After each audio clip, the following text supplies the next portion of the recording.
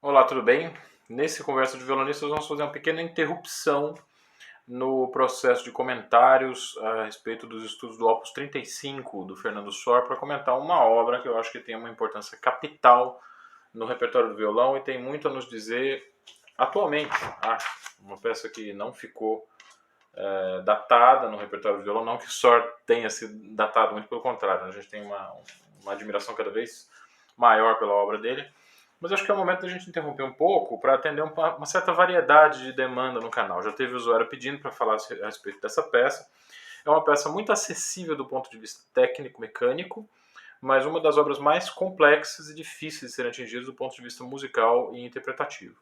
Eu estou falando da Homenagem pour le tombeau de Claude Debussy, de Manuel de Falla, que foi uma peça escrita em 1920, em outubro de 1920. Portanto, está fazendo 100 anos. Nós estamos para celebrar aí os 100 anos de composição desta fantástica obra para o instrumento. E eu vou falar um pouco dela então neste vídeo do canal, tá bem? Bom, Manuel de Falla é um compositor que tem uma importância comparável a Villa-Lobos no Brasil. Então, na Espanha, ele tem mais ou menos essa importância. Um músico, não só um dos músicos mais importantes do sua terra natal, mas também uma pessoa que levou muito a sério a questão da linguagem contemporânea, da linguagem moderna. Ele é diferente dos outros compositores mais famosos, mais conhecidos do violão, como Federico Moreno Torroba, como Marco Castelluvo Tedesco. É um cara que está fora. Eu sei que o Marco Castelluvo Tedesco é um compositor italiano, mas assim, pensando nessa aura que circunda os violonistas espanhóis, né? Tedesco escreveu para Segovia. Mesmo a influência de Segovia cruzou mares e veio influenciar também Manuel Ponce, que apesar de ser um compositor mexicano, é um cara que entendeu muito bem a linguagem musical do violão e da Espanha em particular. Você pega uma peça como a Sonatina Meridional, por exemplo, é uma obra extremamente ligada aos motivos espanhóis, né? De qualquer maneira, Manuel de Falla tem esse destaca desses compositores do repertório segoviano por ser um compositor que incorpora os elementos da linguagem do século XX. Ele não é um compositor que está devendo as conquistas musicais mais modernas da sua época, como Igor Stravinsky, como o próprio Schoenberg. Dependendo da fase que você pega o Schoenberg, o Falla está perfeitamente antenado com essa música do século XX, a música do seu tempo, e é um dos músicos mais importantes assim, de toda a história do século XX. Ele era um cara que tinha muita amizade com o círculo violonístico relacionado aos descendentes de Francisco Tárrega. Então ele era muito amigo de Emílio Pujol e de Miguel Llobet. Tem umas fotos divertidíssimas dele com o jovem André Segovia também. No caso do Emílio Pujol, foi o Manuel de Falla que escreveu o prefácio do Escuela Razonada de la Guitarra, quer dizer, o livro que é o testamento técnico de Tárrega, feito pelo seu principal evangelista, que é o Emílio Pujol, né? O prefácio foi feito pelo Manuel de Falla. E Falla cita nesse prefácio justamente Segovia e Llobet. Eles, quem dera eu fosse um Segovia e um Llobet, ou um Llobet, para poder falar com mais propriedade a respeito do seu método, né? Então Falla circulava, né, por esse ambiente violonístico, e o violonista que foi responsável por insistir com Manuel de Falla para que ele escrevesse uma peça para violão, afinal o compositor mais importante da Espanha não poderia deixar de escrever uma peça para violão, esse cara foi o Miguel Llobet. Mas o Falla sempre foi um compositor muito, vamos dizer, muito lento para realizar os seus projetos, né? Ele demorava muito tempo, ele ponderava durante muito tempo para concluir uma composição. Só que o ano de 1920 pegou a comunidade musical meio de surpresa por causa da morte de Claude Debussy. Uma revista de música na França, a revista de música na França, Revue Musicale, dedicou um número inteiro ao Debussy e pediu a vários compositores de várias nacionalidades que escrevessem então obras em homenagem a Debussy. E diante desse compromisso que apareceu, não sei muito bem, a gente não sabe muito bem como é que Manuel de Falla juntou os dois compromissos, mas assim, a perspectiva de publicar uma obra na revista musical, né, da França, de Paris, que era a revista de circulação musical mais importante no mundo daquela época, se juntou na cabeça dele com a perspectiva de escrever de finalmente pagar a promessa, né, de que ele ia escrever uma obra para violão para Miguel Llobet. Então, assim foi feito. A revista publicou a homenagem do Manuel de Falla, que foi então uma peça para violão.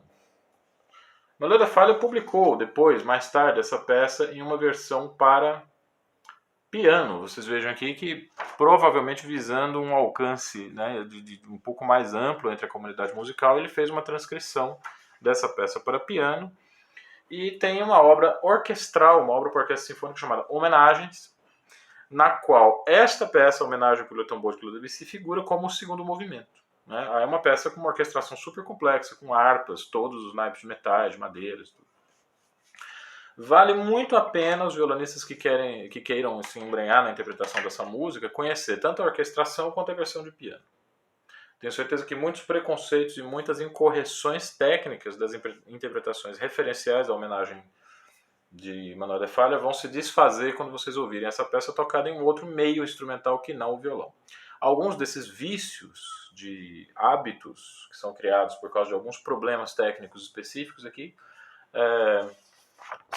eu vou abordar agora, né, nesse comentário sobre a peça. Mas antes, só ainda algumas informações históricas importantes. Andrés Segovia, no seu documentário de 1967, um documentário chamado At los Olivos, que foi dirigido por Christopher Nupen, um grande cineasta que documentou praticamente toda a atividade musical, né, da música de concerto do seu tempo. Ele fez documentários sobre o jovem Evgeny Kissin, fez documentários sobre Jacqueline Dupré, a violoncelista, fez documentários sobre o duo Daniel Barenboim e Jacqueline Dupré, e todos os amigos que circundavam essas pessoas. Então, Isaac Pellman, Pika Zuckerman, o Nupen filmou a carreira desses jovens músicos, e ele era um cara muito interessado em violão também. Segovia era realmente um paradigma importante naquela época. Ele fez 2 documentários a respeito do grande violonista espanhol. Esse de 1967 e The Song of the Guitar, que é em 1976. No documentário de 1967, o Segovia fala um pouco mais das suas ideias, da sua história, mas Segovia era uma personalidade que quanto mais ele falava, mais mistério ele deixava. Então ele não abordava de maneira frontal os assuntos, sempre era um pouco oblíquo no momento de esclarecer algumas coisas a respeito da sua vida. Ele tinha saído, praticamente fugido da Espanha, porque ele apoiou o ditador Franco, né? E passou um tempo no Uruguai, um tempo nos Estados Unidos para escapar, né, da revolta da população, né, que realmente se voltou com muita fúria contra todos esses cidadãos que tinham apoiado aquele horror, né, uma verdadeira carnificina que aconteceu na Espanha pelo ditador, pelo general Franco. E Segovia, então, foi uma das pessoas que teve que se exilar por causa do conflito político, né, que aconteceu na Espanha naquele tempo. Eu acho perfeitamente justo. Infelizmente, algumas das peças que ele tinha no seu acervo foram perdidas, a casa dele foi incendiada, mas nesse documentário de 1967 a gente percebe assim, 67 foi o ano que Segovia retorna à Espanha, já muito calejado e bastante esperto para não falar nada que pudesse ser politizado. Mas ele dá a entender, né, o caráter de uma pessoa não abandona essa pessoa. No momento de falar o Christopher Nupen sobre as primeiras composições para violão que ele, Segovia, incentivou a surgir nas encomendas, os primeiros compositores que atenderam suas encomendas, Segovia menciona justamente Manuel de Falla, como se Manuel de Falla tivesse escrito a homenagem por Le Tombeau de Debussy para ele, Segovia, o que é uma mentira, uma farsa. A obra foi escrita para Miguel Liobé, mas Segovia realmente não poderia nem mencionar um violonista que estivesse atuando junto a ele nessa época, apesar de Miguel Liobé muito provavelmente ser o seu professor. Então é uma cretinice assim, sem tamanho, uma mentira totalmente deslavada que descredibiliza Segovia como uma fonte de informações históricas, embora ele seja até hoje uma importante fonte, uma importante referência violonística de como usar o violão, de como usar o instrumento, e sem dúvida um músico que deixou um legado que todos nós precisamos reverenciar. Mas ele tinha esse desvio de caráter, né, que era a dificuldade de reconhecer as contribuições dos seus colegas. Muito bem. A homenagem por Le Tombeau de Claude Debussy entrou no repertório de muitos violonistas quase que imediatamente. A maioria dos violonistas que perceberam ali um conteúdo musical tão denso, em uma obra que não é tecnicamente tão pesada, acabou fazendo a sua própria leitura da obra e é uma peça que não passaria desapercebida de Julian Bream. Julian Bream, que era o cara que estava batalhando por um repertório inglês em linguagem contemporânea, fez contatos com o Benjamin Britten, que foi um dos compositores mais celebrados da sua geração. O Benjamin Britten viveu entre 1913 e 76, eu não tenho bem certeza da data do falecimento do Britten. Mas em um concerto ao qual o Britten compareceu, de Julian Bream, o Julian Bream tinha programado justamente a homenagem do Manuel de Falla. No documentário My Life in Music, que Julian Bream que foi filmado, né, em 2004, o Bream conta essa história e fala que a peça que mais impressionou em todo o programa que o Bream tocou, a peça que mais impressionou o Benjamin Britten foi a homenagem do Manuel de Falla. E ele chegou no camarim assim completamente tomado assim de uma epifania, disse, mas essa peça é maravilhosa, é uma peça que tem assim 3, 4 minutos de música, mas ela tem materiais suficientes para a gente explorar uma obra de 20 minutos. A gente poderia fazer uma obra de 20 minutos com tudo aquilo que o Falla escreveu. Ficou completamente impressionado pela peça, e dali a pouco tempo o Britten trazia ao Bream o Nocturnal Op. 70, que é a composição, vamos dizer assim, uma pedra angular do repertório do século XX, 1963, uma composição de 1963, que inaugura uma nova fase assim, nas possibilidades do violão servir às composições contemporâneas. Então a gente percebe assim como que esse jogo de diálogo com as obras de arte ele pode ser estabelecido de uma forma muito produtiva. Faia, que era um compositor extremamente cuidadoso, resolve cumprir a promessa que ele fez ao seu amigo Miguel Leobé e deixou uma das obras mais importantes de todo o século XX, que continuou influenciando, continuou interferindo, continuou gerando outras produções artísticas. Um outro compositor que a gente pode se lembrar, que homenageou esta composição, é o próprio Joaquim Rodrigo, né, que escreveu uma peça em homenagem a Manuel de Falla. Léo Brauer, também nos seus 3 apuntes, o primeiro movimento dos 3 apuntes, é uma homenagem a Manuel de Falla. E todas essas peças vão citar, de alguma maneira, algum aspecto dessa obra que, como o Benjamin Britten observou muito bem, tem material de sobra para você fazer música, assim, 20 minutos de música. Pois muito bem, o que nós temos aqui com essa peça é uma exploração de 2 elementos bastante claros que precisam ser ressaltados de forma muito incisiva, de forma muito clara, né? O modo frígio, tá? Que é esse modo que a gente compõe assim a partir de Mi, né? Esse modo que é composto pelas notas naturais a partir de Mi. Esse modo permite esse desenho, né? Parece que tudo que a gente compõe no modo frígio tem a ver com a música espanhola. Improvisações no modo frígio vão nos levar diretamente a essa atmosfera musical espanhola, mas isso no plano das alturas, né, no plano melódico. No plano rítmico a gente trabalha com o ritmo de habaneira. Por que a habaneira?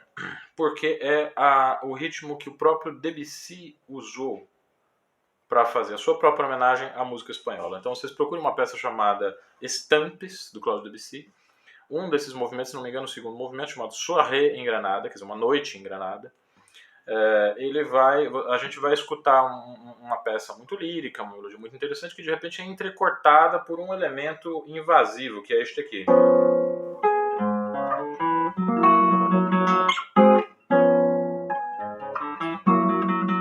Quem conhece a homenagem por Le Tombeau de Claude Debussy já sabe que o Falla vai usar este motivo na peça. O curioso é que, na peça de Manuel de Falla, a função desse material, vamos dizer assim, é a mesma função que ele ocupa na obra de Debussy. Quer dizer, não faz parte do desenvolvimento da obra, não faz parte do material temático central, né? É simplesmente uma evocação que interrompe o fluxo musical como se fosse uma espécie de parênteses, tá? O Falla coloca essa citação aqui exatamente com essa função, como uma interrupção do fluxo musical, e quase como uma aparição assim, de algo que Debussy usou para homenagear a música espanhola.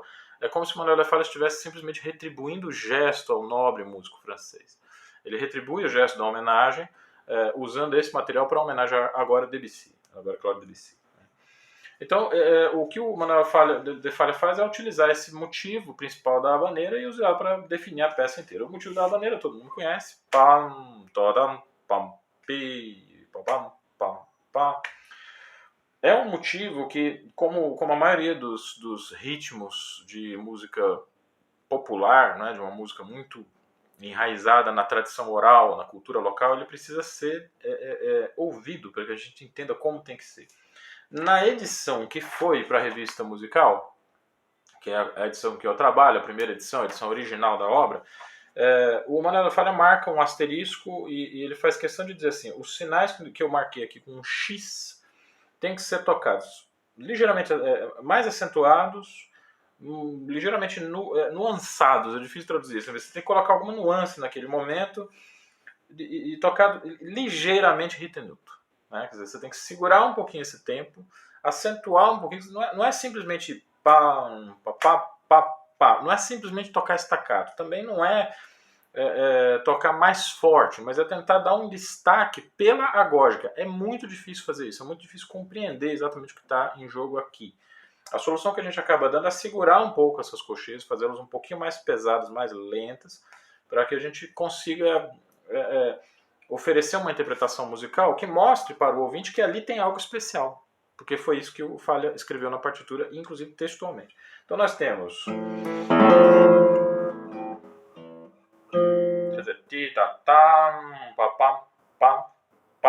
quase como se fosse um acento, né? O tempo vem normalmente. É preciso tocar esse Fá, Mi, Fá um pouco atrasado, assim, um pouco quebrando a expectativa que a gente tinha definido a partir do ritmo que já foi definido pelo Ana Cruz, né? Mas como que a gente prepara isso? Primeiro pensando internamente como que nós vamos abordar o andamento. Então, 2, 1 e 2. Certo? Então, essas duas cocheias precisam soar ligeiramente atrasadas. Esse é um detalhe que passa desapercebido por muitos violonistas. Tá? E essa é uma das razões pelas quais é muito difícil situar essa peça do ponto de vista da dificuldade técnica, porque embora ela não seja tão difícil do ponto de vista técnico, ela é extremamente difícil do ponto de vista musical. Tá? Um outro ponto que eu gostaria de comentar a respeito desse início da música é a dinâmica, que também é um detalhe que passa desapercebido de muitas interpretações de violonistas.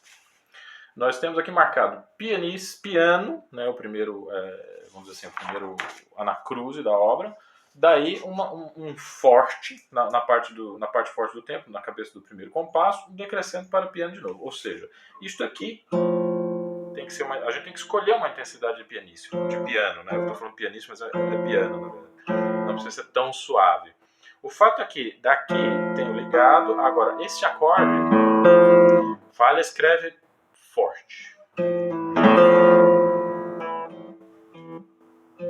E volta para o piano quase que imediatamente. Ele poderia simplesmente ter escrito um acento nesse acorde. Poderia ter escrito um acento nesse acorde, mas ele não fez isso. Ele optou por escrever textualmente a dinâmica. A razão. Quando a gente se depara com um acento em uma nota, esse acento tem que acontecer dentro da dinâmica. Então, por exemplo, nós estamos na dinâmica piano, se tem um acento, esse acento continua sendo dentro da dinâmica piano. Você tem que destacar aquela nota um pouquinho, mas não mudar a dinâmica. No caso aqui, o Falha quer uma mudança efetiva de dinâmica. Ele quer um exagero, ele quer realmente uma diferença grande entre o que ele escreveu como piano e o que ele escreveu como forte. Não significa que nós temos que esgotar as possibilidades sonoras do violão logo no primeiro compasso. Mas o contraste entre a parte que ele escreveu em piano e a parte que ele escreveu forte precisa ser muito evidente. Tá certo? O terceiro ponto a ser falado a respeito desses dois primeiros compassos. Veja bem, eu tô falando de quase 10 minutos aqui, de dois compassos. Tá? É a quintina que ele escreve. Né? Que é um problema muito sério assim, para ser resolvido, porque os violonistas eles esquecem que essa quintina está escrita, ela é um ritmo que faz parte da contagem do compasso.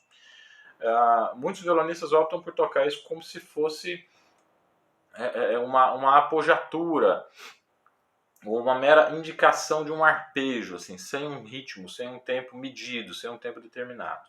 Tá?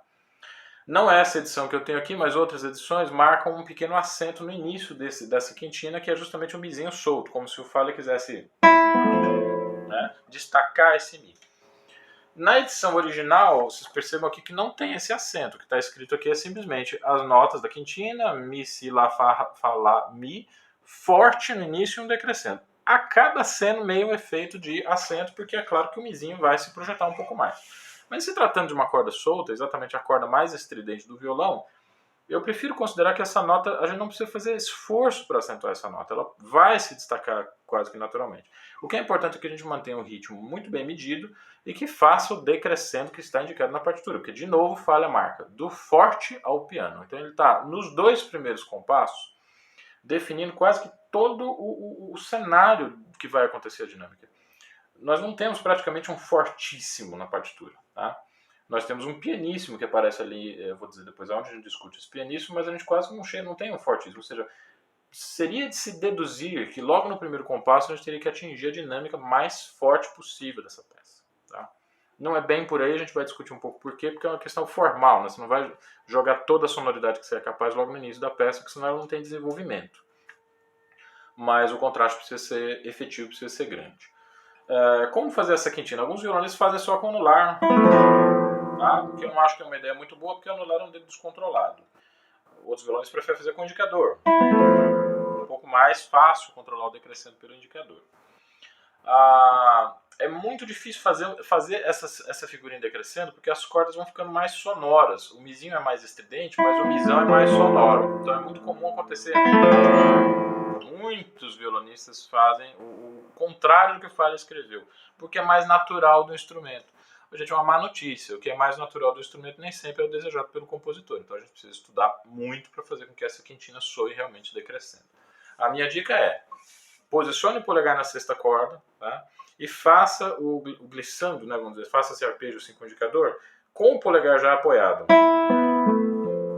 Deixa o indicador cada vez mais leve a partir do ataque da primeira corda. E na quinta corda, o ataque não vem com apoio. Você tudo com apoio, né? Apoiado, apoiado, apoiado, apoiado. Com o lá, quando o indicador chega no lá, não apoia, toque normalmente, muito leve, quase tirando o dedo da corda. E emende esse movimento com o gesto do polegar tocando esse misão, o mais leve que vocês puderem, o mais bonito, o mais redondo que vocês puderem. Esse dedilhado ele tem uma vantagem, que é, se nós estamos diante de um decrescendo, o Mi grave vai ser a nota mais suave. E o polegar vai tocar esse Mi grave justamente numa região da corda um pouco mais à frente, quer dizer, numa região mais doce do que a região onde o indicador acabou de tocar a quinta corda. Tá? O resultado sonoro é... De novo.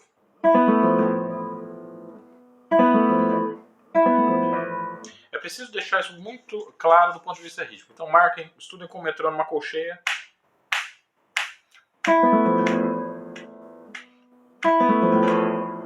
É preciso que seja...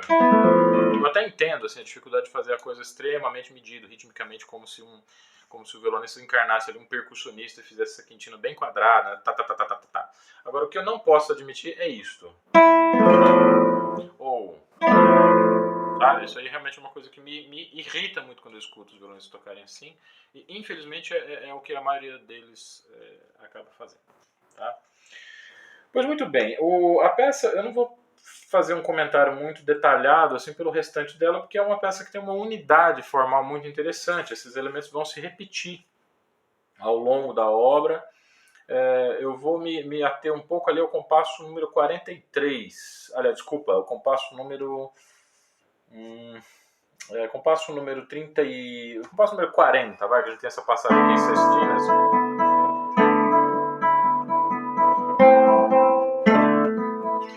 Na 40 e 41. A partir do compasso 41 nós temos uma linha de baixo.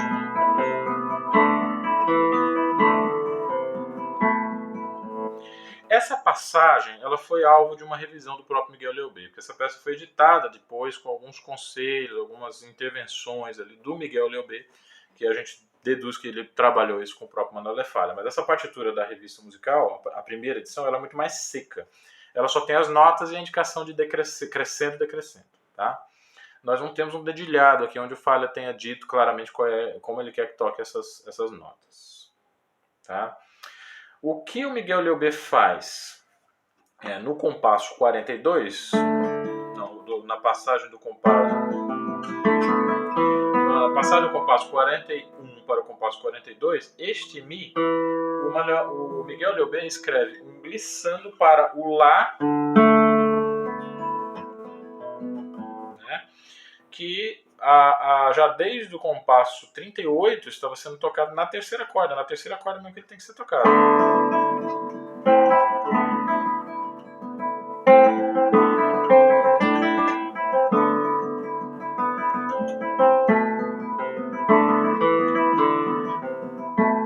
É assim que a gente imagina, né? Tem uma ligadura um pouco misteriosa que sugeriria que a gente deveria tocar sem repetir o lá da terceira corda, tá? Mas a orquestração que o Miguel Leubé faz é super interessante. Ela exigiria que a gente tocasse o 3, toca o Mi em cima do dedo 2 que tá pressionando o Lá. Faz o glissando até o Lá e toque com o polegar o Ré preso junto com o Lá na quarta corda. Médio anular continua fazendo o Si Mi. Dó na terceira corda. Aí eu prefiro fazer esse Lá solto, mas algumas pessoas preferem o timbre do Lá preso, tudo bem. Tá? Então o resultado geral ficaria assim.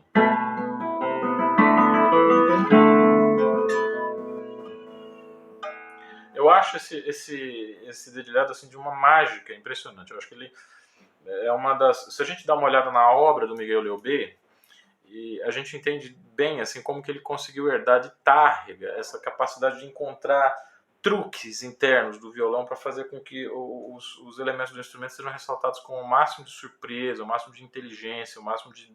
sabe? É uma passagem que realmente eu concordo muito com o Leubé e eu não adotei essa versão a princípio por causa daquele purismo musicológico, né? Se falha não escreveu, então não vamos usar. Sim, mas o Leubé era um compositor também e um violonista que respirava a atmosfera musical de Manuel de Falla. Então é uma solução que nós precisamos levar em conta, nós precisamos ficar bem atentos, tá? Com o passo 43 em diante vai haver esses pontos anotados no baixo, também é uma coisa que às vezes os violonistas ignoram, eles tocam simplesmente livres o baixo.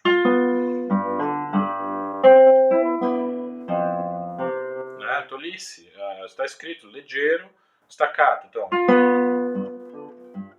quando a gente toca esses baixos curtinhos, a gente escuta o Si e Fá soando por cima do discurso musical, fica muito mais interessante. Mesma coisa, Dó.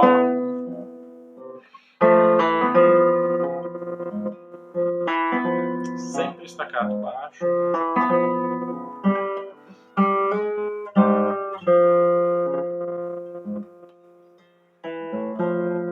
A repetição desse tema é uma peça é um ABA, né? Uma ABA linha, na verdade, a repetição do ar não é totalmente literal, mas ela vai vir com algumas diferenças. Os acordes não vão ser tão cheios. O Miguel Leubé, na edição do Leubé, inclusive, ele tem algumas sugestões em relação a esses acordes, né? Usar essas 5 cordas para fazer a volta do tema, uma série de alterações ali que não são, enfim, muito estruturais. Mas a gente tem essa continuidade do movimento e a interrupção, então, do gesto do desenvolvimento da peça para a apresentação do tema do Debussy.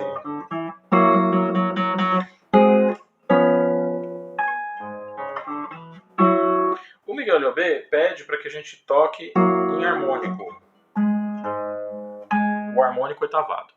Quer dizer, ao mesmo tempo que a gente toca o harmônico sol sustenido aqui, toque também o sol sustenido na quarta corda com o polegar. A gente tem esse efeito como se tivesse uma flauta oitavada por cima de uma nota. Aqui não dá muito bem para saber se ele quer ressaltar essa nota mais grave ou a nota mais aguda, fica realmente na incógnita. Mas isso exige uma mudança de dedilhado muito radical. Sol, Dó, Ré, solto para um salto, aí pega a pestana aqui em cima e aí vem um acorde de Fá sustenido maior com sétima. Outro problema que nem sempre os violonistas prestam atenção. Depois desse acorde tem que haver um corte. Porque a fermata está escrita sobre a barra de compasso. Ele não escreveu a barra sobre o acorde. Os violonistas fazem, né? E deixa o acorde soando até a hora de tocar novamente a conclusão da peça. Errado.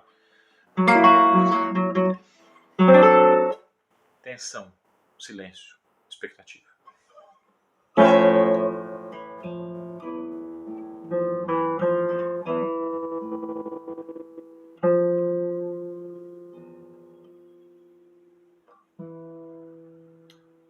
Perdendo-se, né? Cada vez mais suave, mais lento e com um som indo para o mais piano que o violão poderia produzir.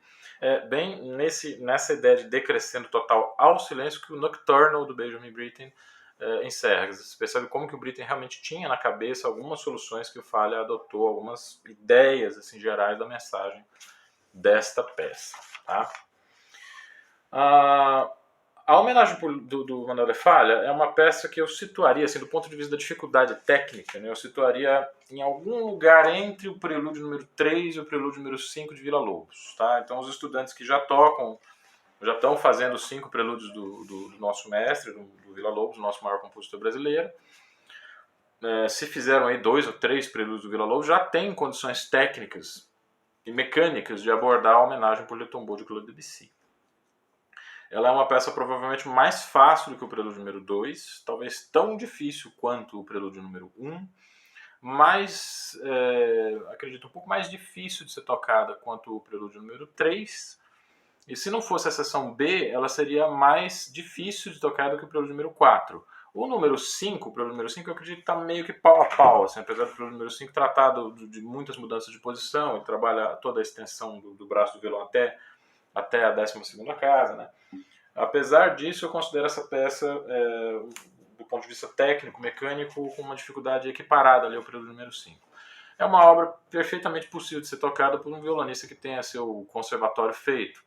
Cerca de 4 anos para os violonistas que começaram com todos os recursos, né, vamos dizer, com um bom instrumento, com um bom professor, com uma boa orientação, cerca de 7 a 8 anos para os violonistas que começaram com orientações não tão bem definidas assim, que tiveram uma formação um pouco mais acidentada. É o meu caso, eu não comecei o violão através de uma orientação perfeita, com um professor que tivesse todas as informações do violão erudito. Meus professores me deixaram, os primeiríssimos professores, eles deixavam algumas lacunas em relação a essa formação que eu fui corrigir depois de 1 a 2 anos de estudo. E eu coloquei essa peça no meu repertório justamente quando eu tinha aí 7 anos de trabalho com o violão, né? Agora, isso do ponto de vista técnico, né? Do ponto de vista técnico. Do ponto de vista musical, eu acredito que essa peça é tão complexa, ou mais complexa até, do que o próprio Nocturnal de Benjamin Britten, que é uma obra que durante muito tempo foi considerada um paradigma de dificuldade, né? Muitas pessoas diziam que era a peça mais complexa do repertório para violão. Não sei se as pessoas diriam hoje isso, mas ela continua sendo um paradigma importante para concertistas internacionais. É uma obra que tem uma exigência técnica e uma exigência de que o violonista passe pelas dificuldades técnicas de uma forma muito leve, né? E isso acaba tornando essa música muito mais difícil sem aparentar a dificuldade técnica dela. A dificuldade musical do Nocturnal é comparável à dificuldade técnica, relacionada a uma coisa, né, bem relacionada com a outra. Aqui no Falha não acontece isso. É uma peça que tecnicamente é bastante acessível aos violonistas, mas é uma obra que quanto mais a gente estuda, mais difícil ela fica. As decisões de timbre, de dinâmica, de agógica não são nada fáceis de ser tomadas. Nós temos problemas seríssimos de equilíbrio do instrumento e temos o problema do que a gente chamaria talvez de gosto musical, né, que é um conceito que precisa ser substituído por alguma palavra mais adequada, pelo amor de Deus, o pessoal que tiver alguma ideia aí para falar, né, como substituir a expressão gosto musical. Mas é uma coisa que tem a ver com essa expectativa cultural que a gente tem quando se coloca em diálogo com uma obra tão complexa. Então, assim, como tocar essas colcheias marcadas com um X por mão de falha? O quanto de rubato colocar nessas colcheias? Como equilibrar as diferenças de dinâmicas, as diferenças de intensidade dos acordes? Como fazer essa passagem, por exemplo, do compasso 37, onde ele escreve novamente uma diferença muito grande de dinâmica do forte ao piano. A escala do compasso 35, como representar essa escala de maneira que ela lembre um pouco a escala do violão flamenco, tá? Porque é evidente que ela está inspirada no violão flamenco, mas o segundo tempo aparece com uma ligadura, né? Só para vocês terem uma ideia. Essa ligadura, Julian Brim opta por ligar tudo. Ele opta por ligar tudo com a mão esquerda. Não sei se seria o caso. Mas a primeira parte da escala tem que ser tocada, a segunda parte ligada pelo menos as 3 primeiras notas e as outras notas finais da escala tocadas, realmente. Mas tocadas de uma maneira que pareça o ligado. Então, assim, é uma peça que coloca problemas muito graves para serem resolvidos, muito urgentes, mas que ao mesmo tempo tem uma margem de solução muito ampla. Ela meio que dá uma certa... Tirando assim, o violonista não pode tocar com o ritmo errado, né? Para mencionar o que um amigo Walter Celeste comentou a respeito do direito, né? O juiz ele pode fazer a interpretação dele da lei, mas ele não pode dizer que uma maçã é uma banana. Essa peça é típica desse tipo de problema. Nós realmente podemos ter uma margem muito grande de colocação de ideias interpretativas pessoais, mas ele não pode dizer que uma colcheia é uma semínima e que uma colcheia com X é uma semínima e uma colcheia sem X, sabe? É preciso que a gente consiga transmitir para o público a ideia da partitura, que o público, ouvindo o que a gente está tocando, Se tivesse que escrever, ele escreveria o que nós estamos lendo aqui na partitura. Essa é a ideia de transmissão de uma ideia musical.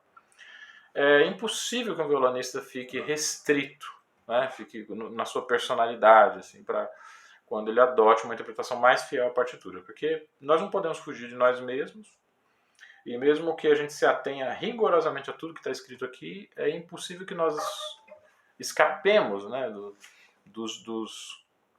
das contingências de corda, de som, de dedo, as características físicas mesmo que nós temos como violonista, que é uma coisa que ninguém pode tirar da gente. Tá? Era o que eu tinha para dizer. Tá? Essa obra é um tombeau, né, por último, né, o último comentário. Né, é uma peça que é ela tá inserida numa longa tradição de obras para mortos. Uma obra escrita em homenagem a pessoas que já se foram. Né, e que por elas terem ido, elas precisam ser rememoradas. Porque, diferentemente do que a gente tem observado aí, entre pessoas que acham que CNPJ é mais importante do que CPF, né, uma pessoa não pode ser substituída.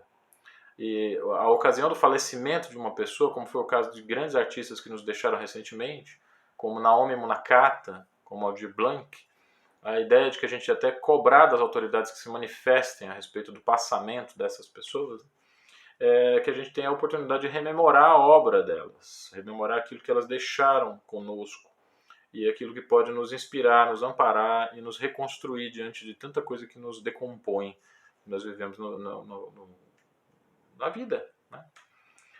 Eu acredito que essa peça do Mandela Falha seja um documento dessa capacidade que nós temos de olhar para o passado, de olhar para as pessoas, de olhar para grandes artistas, pessoas admiráveis e homenageá-las e prestar um tributo a elas. Sempre que eu me aproximo dessa peça eu tenho um pouco de reservas, né? Porque eu nunca me sinto muito à altura de oferecer uma interpretação justa, de uma interpretação digna dela. Tá? Entre outras coisas, essa é uma das razões pelas quais eu não estou seguindo os pedidos de alguns usuários do canal de tocar as peças que eu comento.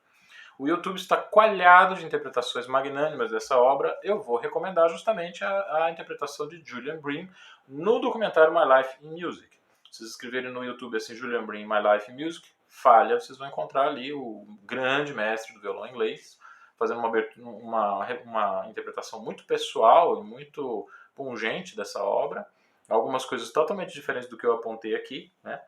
Mas ele conseguiu encontrar esse espírito, né, da peça. Inclusive, ele escolheu 3 peças para tocar nesse documentário.